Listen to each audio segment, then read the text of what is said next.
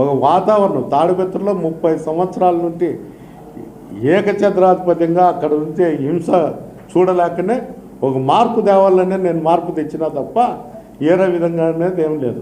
ఇంకా నన్ను దావుంటి పోయేవాడు కూడా అనామకుడు కూడా కాలుతుందంత అంటే తన్నించుకుంటే అంత సాహసం అయితే నేను చేయలేను. తిరిగి కొట్టే సాహసం కూడా నాకు ఉంది. నేను ఆ వేట మొదలుపెట్టినప్పుడు తట్టుకునే శక్తి అవతలని కూడా ఉండాలి. ఏ పార్టీ వచ్చినా కూడా నేను మొదలు పెడతా. ఇప్పుడు కూడా చెప్తాను, ఇది మెన్షన్ చేసుకోండి. తెలుగుదేశం కాదు, వైఎస్ఆర్ కాదు, జనసేన కాదు, ఏ పార్టీ వచ్చినా ఎలక్షన్ అయిపోయినాక 2-3 నెలల్లో నేను వేట మొదలు పెడతా. అది కూడా కనుక్కోండి. భయపడుకోకుండా ఎదుర్కొంటాడో భయపడి ఊరుకుంటాడో అది. నేనే మా గవర్నమెంట్ వచ్చానే నేను ఎదుర్కొంటా అని చెప్పడం లేదు కదా. ఏ గవర్నమెంట్ వచ్చినా 4 నెలల తర్వాత నేను మొదలు పెడతా. చేతనైతే ఎదుర్కో అని చెప్తాడా. అది నేను ఇప్పుడు మాట్లాడుతా ఆడని. నేను ఖచ్చితంగా ఏ మాట మాట్లాడినా దానికి కట్టుబడి ఉంటా. నేను కట్టుబడుకోకుండా ఉన్నాను. నేను ఒక రైతు బిడ్డను కాబట్టి నాకు నీతి నిజాయితీ తెలుసు కాబట్టి పంటలో పురుగు పడితే ఏ విధంగా తీసేయాలో, రాజకీయాల్లో కూడా భ్రష్టు పడితే ఏ విధంగా తీసేయాలో నాకు బాగా తెలుసు.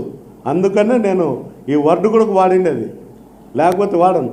నేను రైతు బిడ్డను కాబట్టి క్రిమికీటకాలు పొలంలో ఏ విధంగా ఉంటే తీసేయాలనో, రాజకీయాల్లో కూడా ఏ విధంగా ఇట్లా అడ్డదారిలో వచ్చి నానాకు భ్రష్టు పట్టించి అందరినీ రెచ్చగొట్టి ఎంతోమంది ప్రజలను ఇబ్బంది పెడితే చూస్తూ ఊరుకుండేకి నేనేం కాదు.